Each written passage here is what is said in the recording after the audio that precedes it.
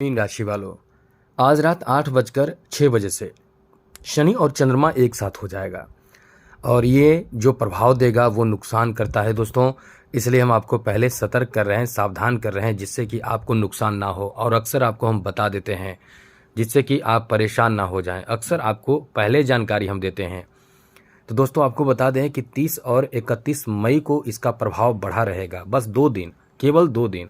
और यदि आप संभल कर रह जाते हैं तो आपको बहुत अच्छा रहेगा, वरना आपको समझा दें कि भयंकर नुकसान भी ये दे सकता है। मई जाते जाते ये भयंकर नुकसान दे देगा और इसका मुख्य कारण होगा चंद्रमा का शनि के घर में शनि के साथ रहना।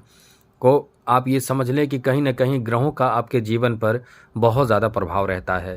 इसलिए कभी आप बहुत सुखी रहते हैं, कभी आप बहुत परेशान रहते हैं। यदि आप जान लें इसका रहस्य क्या है, इसका रहस्य आपकी पर्सनल कुंडली से संबंधित ग्रहों की स्थिति और साथ साथ खगोलीय परिवर्तन होता है।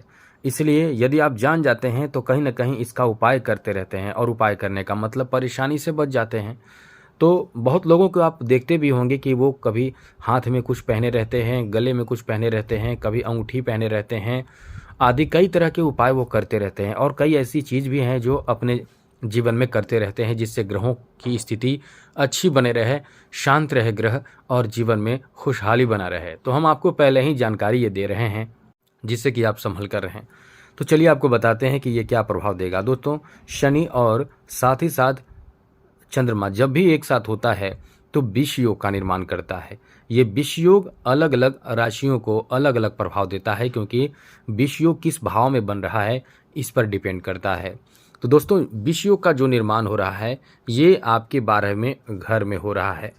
तो इसका प्रभाव क्या होगा, तो दोस्तों हम आपको बता दें 12वें घर में जब ये योग बनता है तो ये योग आपको एकांत में रहने के लिए एकदम से प्रेरित कर देता है।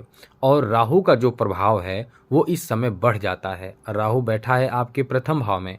अब आप समझ सकते हैं कि राहु का प्रभाव बढ़ जाएगा और शनि के साथ चंद्रमा हो जाएगा तो ये विष योग का निर्माण करेगा। ऐसे में दोस्तों विष योग का प्रभाव आपके लिए राहु के प्रभाव को बढ़ा देगा। तो ऐसे में क्या क्या नुकसान हो सकता है और उपाय क्या करना है जिससे हमें नुकसान ही ना हो, चलिए सभी विषय पर चर्चा करेंगे। क्योंकि 12वें घर में चंद्रमा और शनि की युति होगी और ये 2 दिन तक रहेगी, 30 और 31 मई, यानी 1 जून को समाप्त हो जाएगा। और दोस्तों इस युति का जो प्रभाव होगा वो आपको मौसम से संबंधित भी परेशानी दे देता है। जिस मौसम में ये योग बनता है, वैसे तो ये योग हमेशा ही बनता रहता है, तो आप कहते हैं कि हमेशा हम परेशान रहते हैं, कभी अच्छा भी होगा कभी बुरा भी होगा, ये तो ग्रह के चाल रहते हैं। तो आपको इस मौसम का जो प्रभाव है निगेटिव प्रभाव, वो निगेटिव प्रभाव आपको एकदम से देखने को मिलेगा, परेशान करके रखेगा, एकदम से परेशान आप रहने वाले हैं। और ख़ास करके इस समय आपको एकांत अच्छा लगेगा, किसी से बात करना एकदम से आपको अच्छा नहीं लगेगा। और आपसे कोई बात करना चाहेगा तो वो भी आपको अच्छा नहीं लगेगा। कहीं न कहीं किसी न किसी वजह से, किसी न किसी कारण से आप एकदम उदास और चिंतित रहेंगे और उदास करेगा आपको। जैसा कि प्रथम भाव में राहु बैठा है तो राहु का निगेटिव प्रभाव जो है वो इस समय एक्टिव हो जाता है। क्या निगेटिव प्रभाव एक्टिव होगा, तो दोस्तों इस समय आपको ऐसा लगेगा कि हम कोई काम लायक नहीं हैं, हमसे कोई काम अच्छा नहीं हो रहा है, हम काम में सफल नहीं हो पा रहे हैं, हमारे अंदर वो क्षमता ही नहीं है, हम कुछ नहीं कर सकते हैं। ये आपको प्रभावित राहु करेगा। लेकिन कहीं न कहीं देवगुरु बृहस्पति की जो स्थिति है वो आपको आत्मबल देगा और यहाँ राहु का जो प्रभाव रहेगा वो और एक्टिव रहेगा। तो आत्मबल भी इधर देवगुरु बृहस्पति देगा, सूर्य देगा, क्योंकि दोनों एक साथ आपके पराक्रम के भाव में बैठा है। जब पराक्रम के भाव में बैठा है ये दोनों ग्रह और दोनों की जो दृष्टि है वो इस समय बहुत ही अनुकूल है, 9 भाव पर है।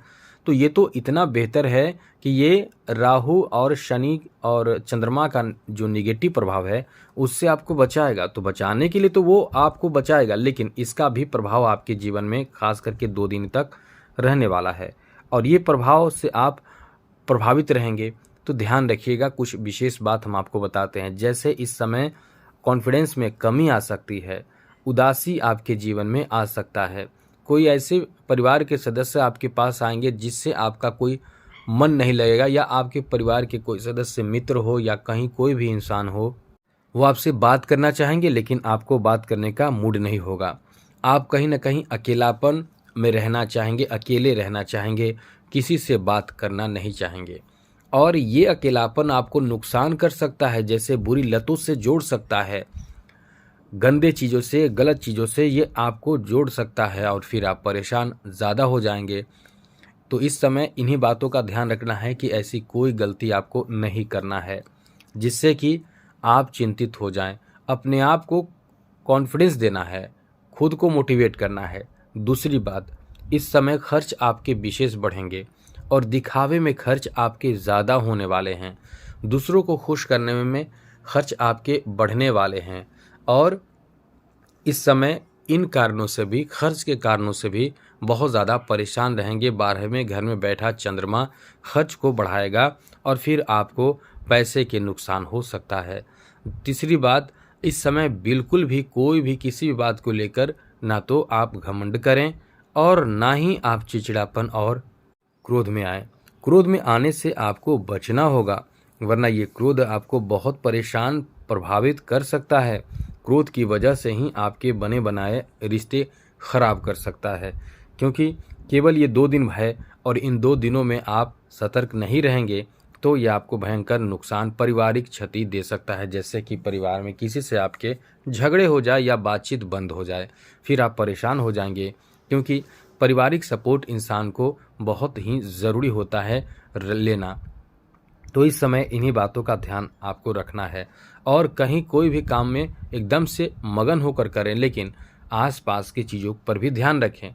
कहीं ऐसा ना हो कि आप रोड क्रॉस कर रहे हैं और आपको गाड़ी आसपास में जो आ रहे हैं वो आपको ध्यान ना पड़े।